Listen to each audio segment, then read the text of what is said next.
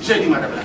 Le jugement dans l'affaire qui oppose le correspondant de RFI à Kinshasa, Pascal Moulegua, au sénateur Joseph Makila, n'est pas encore rendu. Les tribunaux de grande instance de Kinshasa à Gombe a renvoyé l'audience de ce mardi au vendredi 12 février prochain. Le journaliste congolais est poursuivi selon l'accusation qu'il aurait déclaré sur l'antenne de RFI que José Makila aurait autorisé un prêt de 960 000 $ américains à la Raobank pour sa campagne électorale. Des propos que le journaliste n'aurait pas réellement tenu, selon les témoignages de certains proches du dossier. Pascal Moulegua ne reprenait que les conclusions du rapport de l'Observatoire de la dépense publique sur l'enquête à Transco, en prenant d'ailleurs la distance nécessaire qui permettrait au sénateur Makila de répondre. Pour Maître Godefroy Kabongo, l'avocat de Pascal Moulegua, son client devrait comparaître avec l'auteur du rapport qui l'incrimine afin qu'il soit en mesure de se défendre.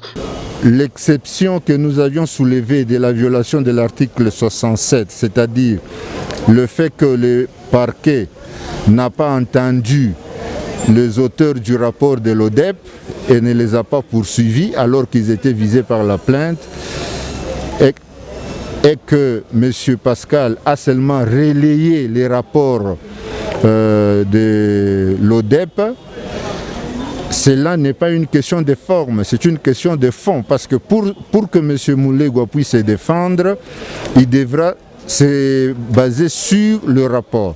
Mais lorsqu'il ne sait pas quel est le sort réservé aux auteurs du rapport, il y a un problème. Il est dans une impossibilité pour se défendre.